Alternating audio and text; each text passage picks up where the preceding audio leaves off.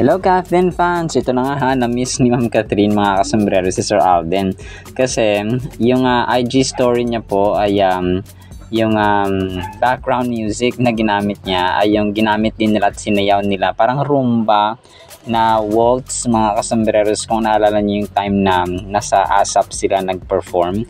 Pangalawang performance nila mga kasambreros dun sa may parang sweet slow-mo na naka-white dress si Ma'am Catherine mga kasambreros, tapos parang na-injure pa nga yung kanyang paa that time.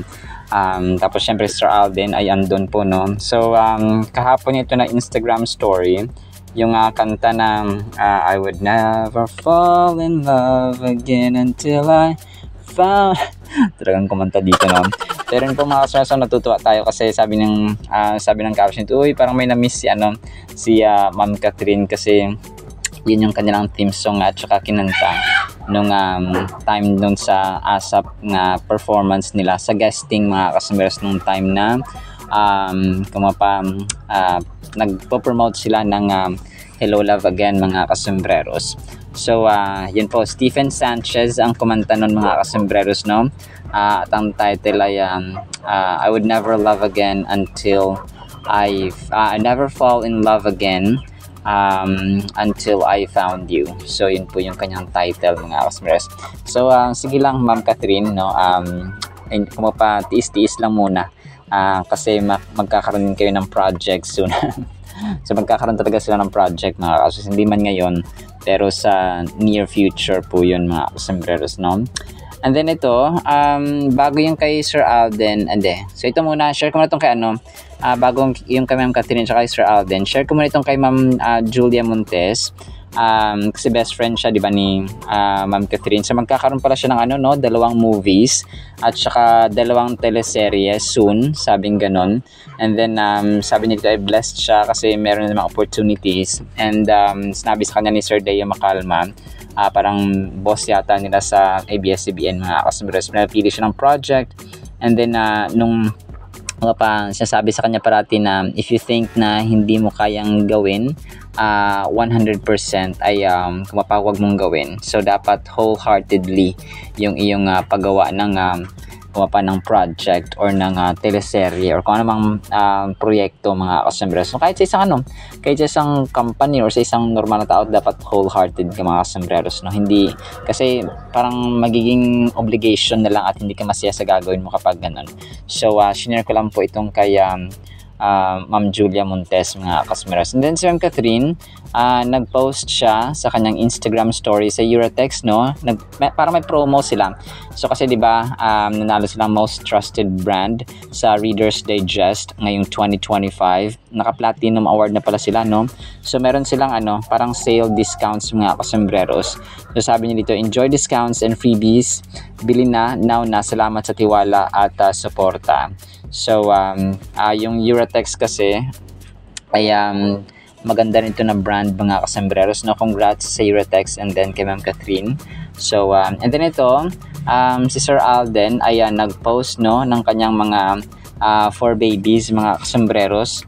Ito na yung si Bailey no, itong may kulay black yung sa gitna niya. Yung sa likod hindi ko alam kung anong pangalan nito, pero 5 ang sabi ni Sir Alden, 5 yung kanilang aso mga kasombreros. Sabi niya sa caption niya is my loves no, itong kanyang mga aso mga kasombreros. Hindi biro ang mag-alaga ng aso, mahirap siya pero nakakatuwa at nakakatuwa at saka nakaka-relief mga kasombreros. Nakaka-relief ng ng stress mga kasombreros kapag meron kang 4 baby. And then sa Ma'am Catherine, merong nakuha ng isang fan dito habang siya ay parang free time nila sa Pilipinas Got Talent. Sabi niya dito, para kang anghel mula sa langit na grabing paghanga ng fan kay Ma'am Catherine mga kasombreros. Kahit side view, talikod no. At lalo pag nakaharap mga kasombreros ay parang Hollywood actress or Hollywood star mga kasombreros ang yung box office queen. And then ito, si Sir Alden ay nag-share ng kanyang verse for today no. Galatians 4:7, you are no longer a slave but a child of God, and since you are His child, you are made also an heir. So Galatians 4:7. So if I'm not mistaken, nung nakarang araw, pero ito yata yung bago niya na isa kasi 8 hours ago. Yung isa sabi niya dito, 1 Timothy 4:8, sabi niya, physical training is of some value, but godliness has value for all things. So, parang yung physical na exercise ay okay ang beneficial.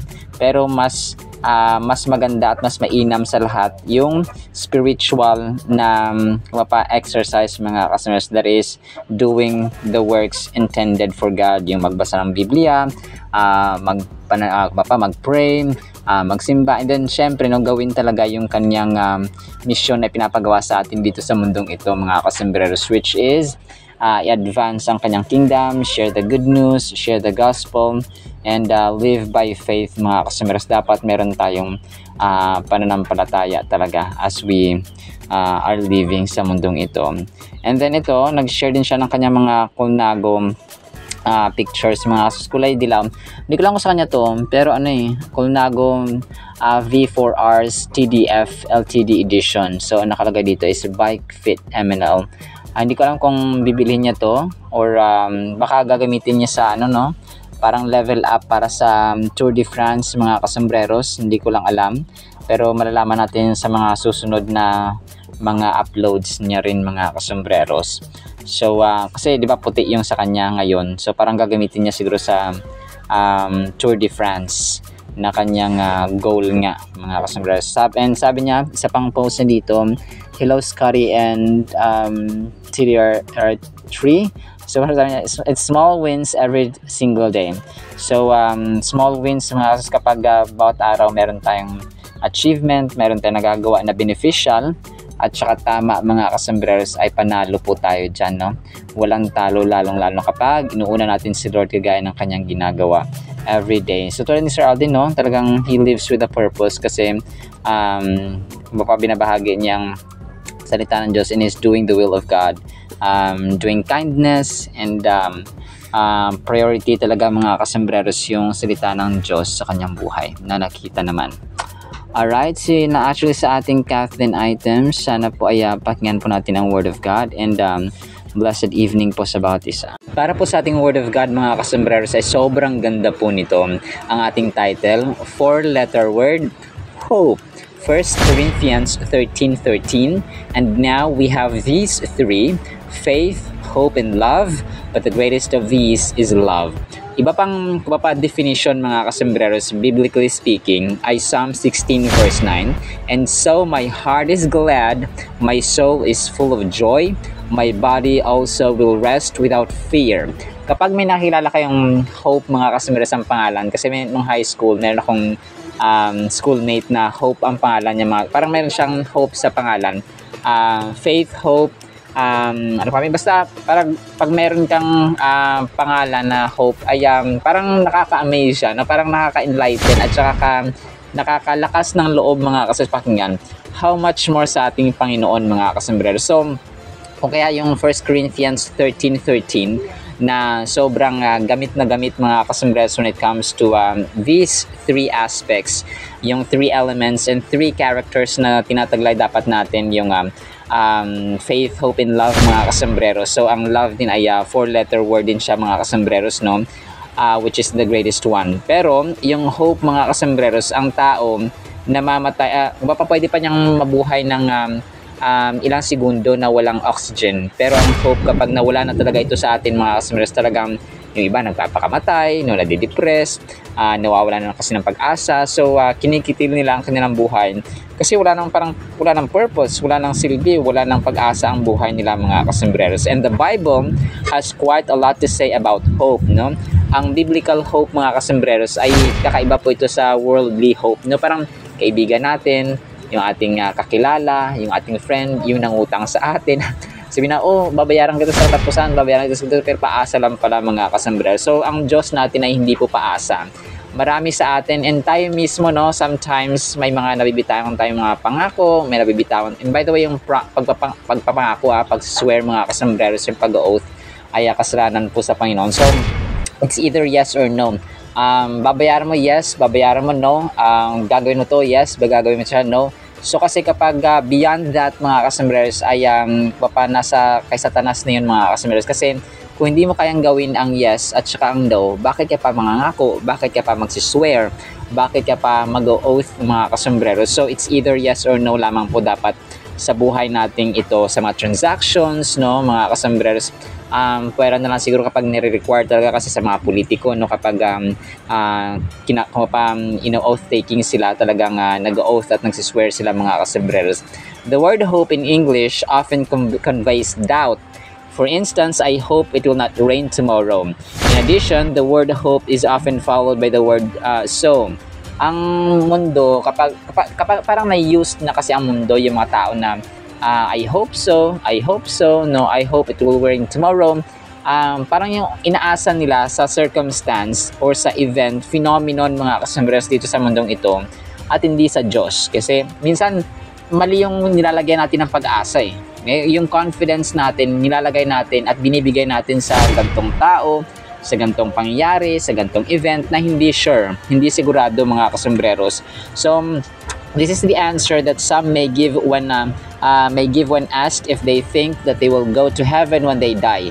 So, di ba? Oh, saan ka pupunta? Mapupunta ka ba sa heaven? I hope so. So, parang ganoon. So, kasi hindi sila sigurado. However, that is not the meaning of the words usually translated hope in the Bible. So, iba yung meaning, iba yung pakahulugan, mga kasombreros, at conveyance ng biblical hope, mga kasombreros. So, in the Old Testament, the Hebrew word bata, in its cognates as the meaning of confidence, security, and being without care. Therefore, the concept of doubt is not part of this word. So, kasi yung mga tao dito sa mundo, parang kalakip ng pag-asa ay paasa. Di ba? Nawalan ng pag-asa kasi bumagyo na, kasi nga, di ba, yung nagbibigay ng forecast weather ay yung ating sa ngayon ng gobyerno na pag-asa, mga kasombreros. Yung pag-ibig, nawawalan ng pag-ibig kasi yung pag-ibig funds ay nawala na. So parang so kidding aside, mga kasombreros, ay hindi po nagdi-disappoint. Kaya sinabi niya King David sa kanyang salmo nga na Psalm 16:9, and so my heart is glad, my soul is full of joy, my body also will rest without fear. So walang takot, mga kasombreros. May takot tayo na siguro konti, mga kasos, pero kapag nilatag natin, binigay natin sa Panginoon, mga kasombreros, you drop everything to God, ay magkakaroon ka ng kapanatagan, mga kasombreros. So, kung kaya yung salitang doubt, yung salitang duda sa salitang biblical hope, mga kasombreros, in its definition, ay wala pong lugar dito ang duda, mga kasombreros. We find that meaning in Job 6:20, Psalm 69, Psalm 22:9, and Ecclesiastes 9:4. In most instances in the New Testament, the word hope is the Greek elpis or elpizo. So again, there is no doubt attached to this word. So wala talagang duda, mga kasos, kasi pag yung sa tao lang tayo nagtitiwala, yes, may duda tayo, mga kasos, pwede tayo magduda. Babayaran ka. Talagang yun, talagang gamit na gamit, at saka reality talaga, no? Kung pa real talk, mga kasombreros, yung pag nangako na babayaran. So, kaya pag may mga nagganon sa atin, minsan wag na tayo mag-expect, no? Kapag may nangutang, ay kapag yung kaya mong amount na ibigay mo. Pag hindi mo kayang amount, so magpapass na lang, so wala, ganun.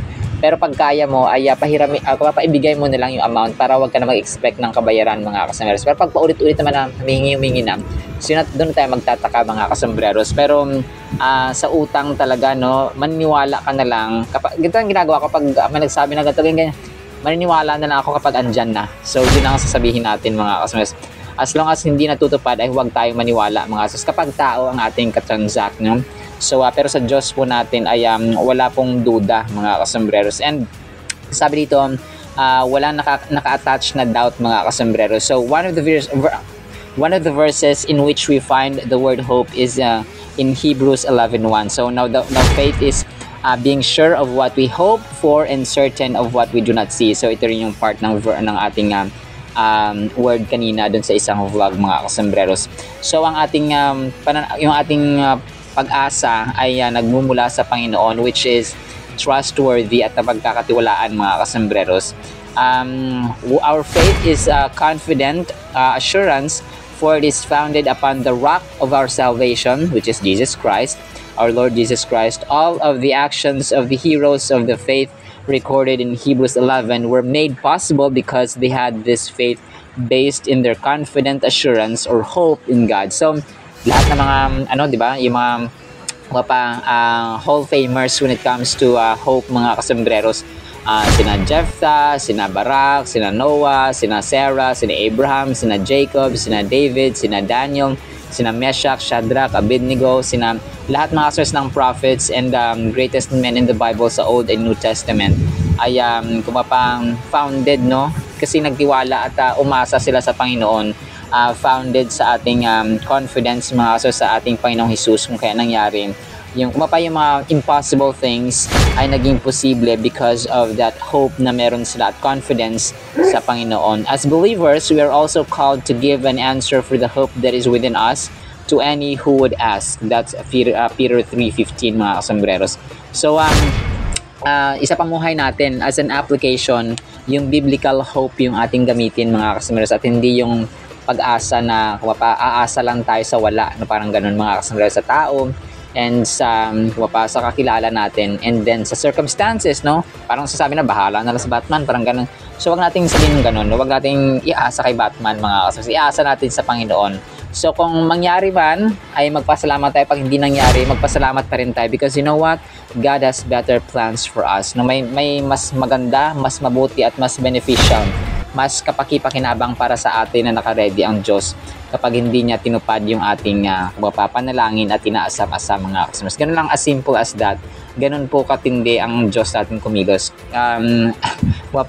His ways, His plans are greater, better, and higher than us mga kasombreros, and than ours, no? Kung ano mang meron tayo na plano, mas matindi pa ng plano ng Diyos. Pero para sa ating level, ang desire ng ating puso ay ipag-pray at iasa natin sa Panginoon mga kasombreros. As simple as that. Alright, so now po in the meantime nawa po ipagpalain po tayo ng pag-ibig, pananampalataya at pag-asa in the mighty, holy, sweet na pagkakatiwalaan at source ng ating hope, Jesus Christ, our rock in our salvation. And everyone said Amen and Amen. See you sa next segment po mga kasombreros, and paalam po. I love you all.